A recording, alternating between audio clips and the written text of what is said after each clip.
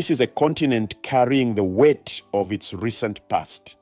Colonial borders drawn by Europeans in the 1880s still divide ethnic groups and create tension. The Cold War has ended, but its proxy conflicts left Africa littered with weapons and fractured governments.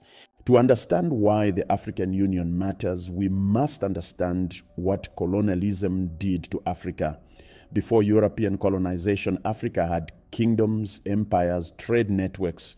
From the Mali Empire to the Kingdom of Congo, from Great Zimbabwe to the Ashanti Confederacy, Africa governed itself. Then came the Berlin Conference of 1884 to 1885.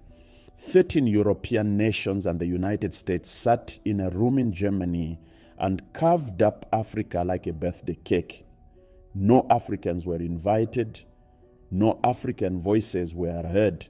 They drew straight lines across maps, cutting through ethnic territories, separating families, creating artificial nations.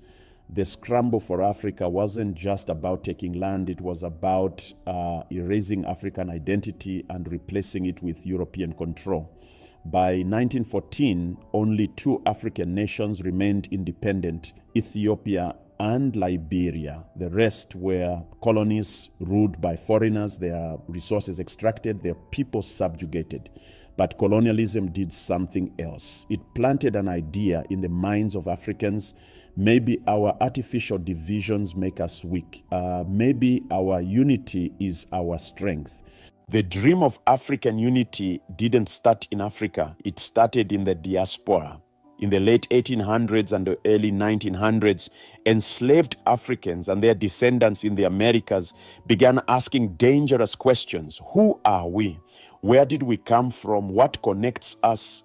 Leaders like Marcus Garvey in Jamaica, W.E.B. Du Bois in America, and George Padmore in Trinidad started preaching a radical idea. All people of African descent share a common struggle.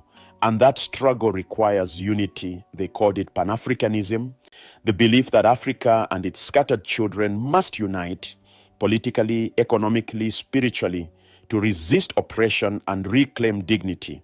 By the 1945 Pan-African Congress in Manchester, England, African leaders on the continent itself were joining the movement.